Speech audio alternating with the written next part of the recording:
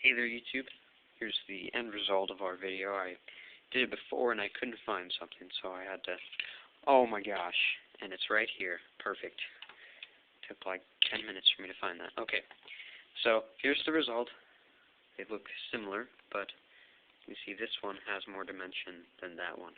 And that's what it was going for. So you get a little color. It's just different. Looks nice. So now we go to the next part of attaching the three pieces pretty much however you'd like to.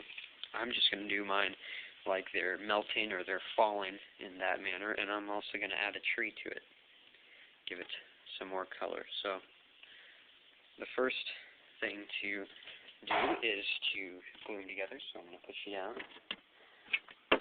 cure you with the bottle of paint, have you watch the glare, and hopefully this will be hot enough.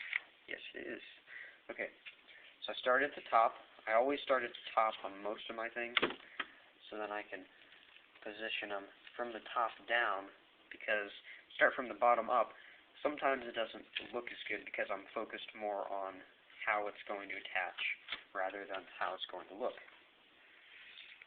And you need very little hot glue for this project also, so you don't need to go crazy with it.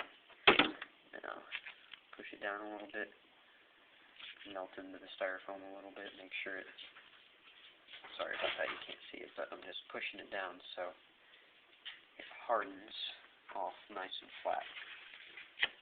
Now, with these pine trees, you can see there's a little nub in the bottom.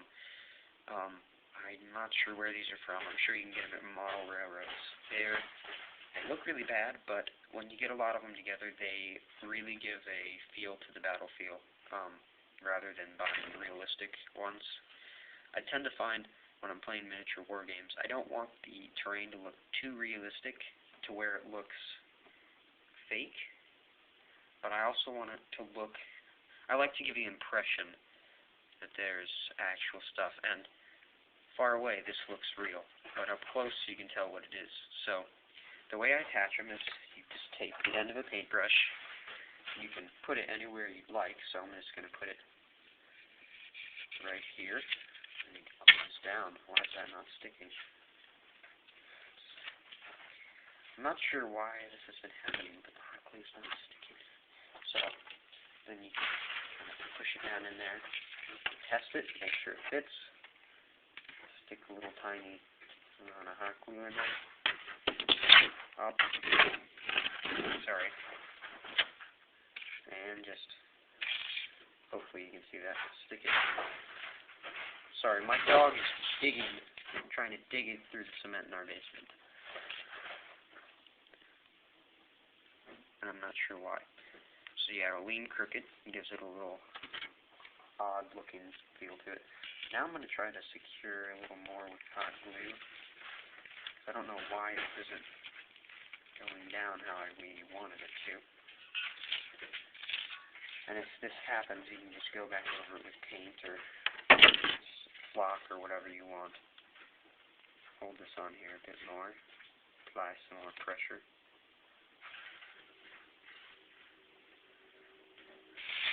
There's something to look at.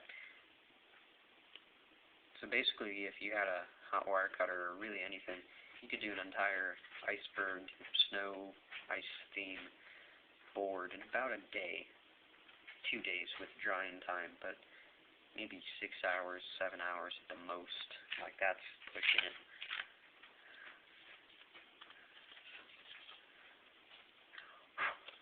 And then if you get a buildup of hot glue like right there, just use a paintbrush and spread it out. That's all you got to do.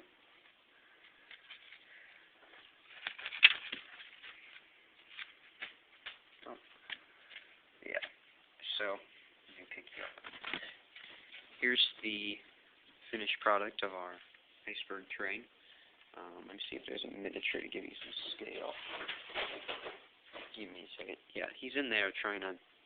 He's got some weird obsession with that room.